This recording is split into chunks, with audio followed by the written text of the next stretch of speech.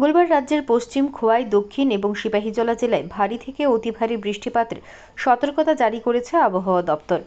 গোমতী এবং ধলাই জেলায় ভারী বর্ষণের সতর্কতা জারি করা হয়েছে। বাংলাদেশের দক্ষিণাংশে নিম্নচাপ এবং ঘূর্ণাবর্তার কারণে রাজ্যে এই ভারী বৃষ্টিপাত হচ্ছে বলে আবহাওয়া দপ্তর সূত্রে জানা যায়। গতকাল রাতের বৃষ্টিতে বলদাখাল এলাকা সহ চন্দ্রপুর, আসাম আগরতলা রোড, শ্রীলঙ্কা বস্তি, প্রতাপগড় সহ বেশ কিছু জায়গায় জল উঠে প্লাবিত হয়ে যায়। নামানো হয়েছে বোট, কাজ করছে পুলিশ, এনডিআরএফ ও প্রশাসনের টিম। তবে জল এখনও কমছে না বহু শরণার্থী শিবিরে। অপরদিকে উদয়পুর, বিলোনিয়া, সাব্রুম, বিশালগড়, শান্তিরবাজার, বাইখোড়া, জোলাইবাড়ি, মুহুরীপুর বন্যার জলে বাড়ি ঘরে জল ঢুকেছে এবং ঘর বাড়ি ছেড়ে অনেকে শরণার্থী হয়ে রয়েছে বিভিন্ন স্কুলগুলোতে। পাশাপাশি সাব্রুম আগরতলা জাতীয় সড়ক সহ সমগ্র দক্ষিণ জেলার রাস্তাঘাটগুলো জলের নিচে, ফলে একেবারে বেহাল পুরো দক্ষিণ জেলা। প্রশাসনের তরফ থেকে সতর্ক বার্তা ঘোষণা করেছে। এখনও চলছে শরণার্থীদের নিরাপদ স্থানে নিয়ে যাওয়ার কাজ। এবারের ভারী বর্ষণে সমগ্র ত্রিপুরা রাজ্য দারুণভাবে ক্ষতিগ্রস্ত হয়েছে।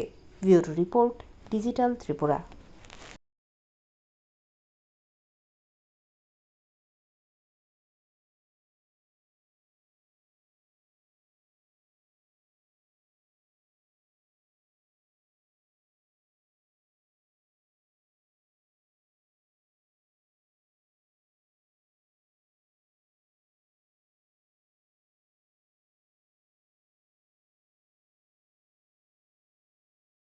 দেখছি, যাচ্ছিও সব জায়গায়। আজকে যাওয়ার কথা ছিল সাউথে, কিন্তু আমাদের রাস্তার যে অবস্থা সেখানে যাওয়া অসম্ভব। এর জন্য আগরতলার আশেপাশে সমস্ত জায়গাগুলো দেখছি এখানে। তো আপনারা সবাই দেখছেন কি অবস্থা এখানে।